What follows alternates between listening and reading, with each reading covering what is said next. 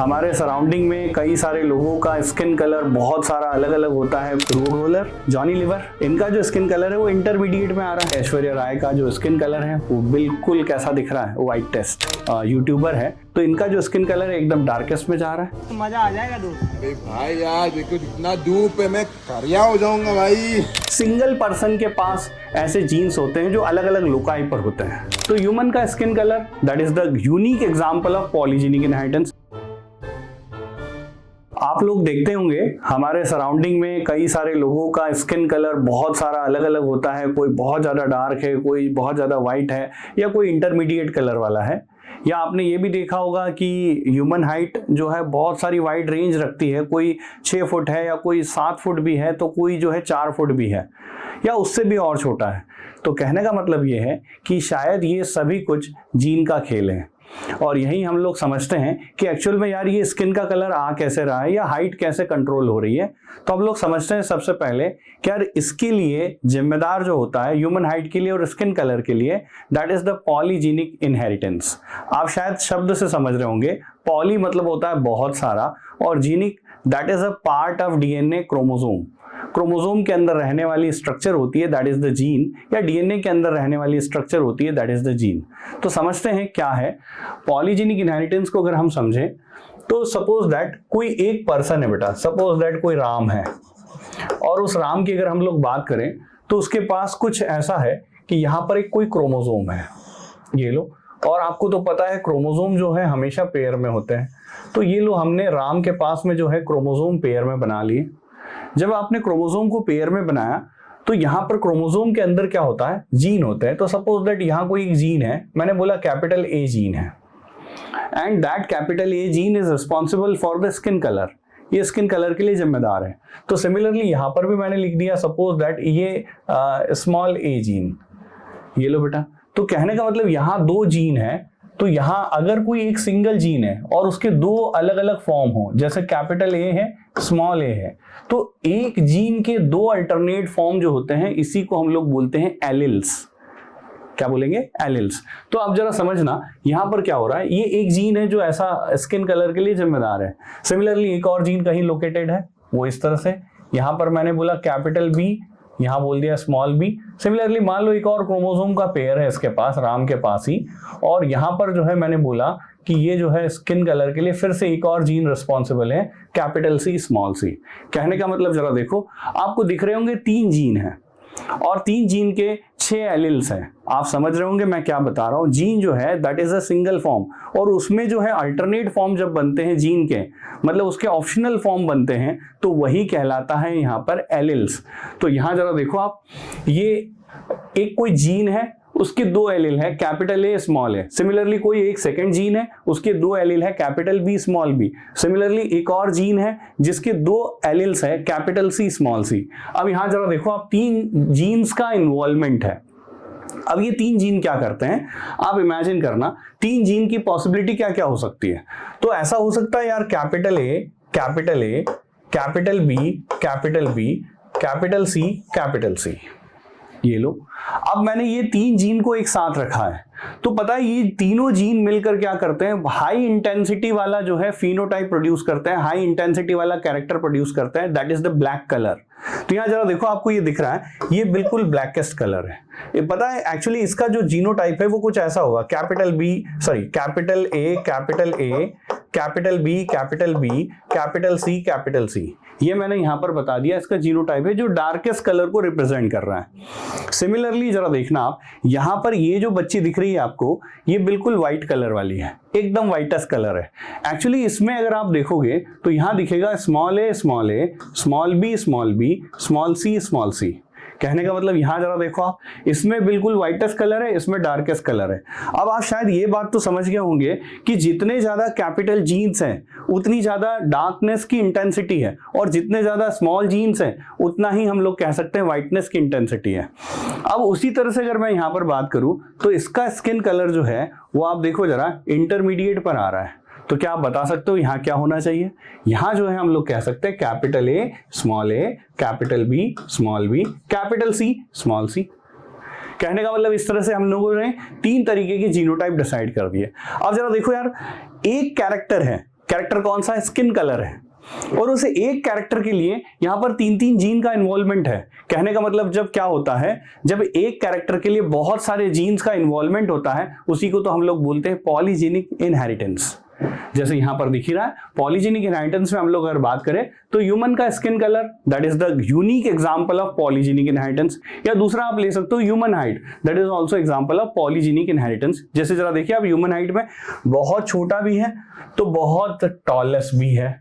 अब ये भी किसका एग्जांपल है? Polygenic inheritance. फिर से मैं बता दूं पॉलीजेनिक इनहेरिटेंस क्या चीज है, तो जब बहुत सारे जीन्स मिलकर एक कैरेक्टर को कंट्रोल करें तो that is the example of polygenic inheritance.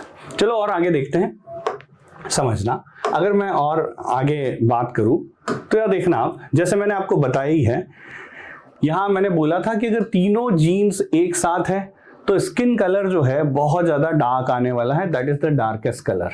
Similarly अगर तीनों रेसेसिव जीन एक साथ है तो स्किन का कलर बिल्कुल लाइटेस्ट आने वाला है। लेकिन अगर कॉम्बिनेशन में ऐसा हो कि 3 डोमिनेंट हो और 3 रेसेसिव हो तो स्किन का कलर कहीं ना कहीं इंटरमीडिएट आने वाला है। वो मैंने आपको बताया भी है, यहाँ आप देख भी सकते हो, एकदम वाइटेस्ट है, एकदम डार्केस्ट है और इंटरमीडिएट कलर भी है। और आगे बढ़ जाए हम लोग, ये आपको दिख रहा है जैसे ये डार्केस्ट कलर है, यहाँ पर दिख रहा है आपको ये फेयर कलर में, और यहाँ पर अगर मैं बात करूँ तो इंटरमीडिएट कलर में। तो जैसे ऐश्वर्या राय का जो स्किन कलर है वो बिल्कुल कैसा दिख रहा है? White test. और अगर हम लोग बात करें यहाँ पर जॉनी लीवर, जानते ही हो आप, इनका जो स्किन कलर है वो इंटरमीडिएट में आ रहा है। अरे ठीक है, रोड रोलर। फिर अगर यहाँ पर बात करें तो इनका जो स्किन कलर है एकदम डार्केस्ट में जा रहा है, काफी फेमस है, हिंदी में जो है कई सारे ब्लॉग्स बनाते हैं, यूट्यूबर है जो काफी बहुत सारी चीजों के लिए आप शायद आपने देखा भी होगा। चलो एनीवे, अब अगर हम लोग बात करें, थोड़ा सा और आगे बढ़े,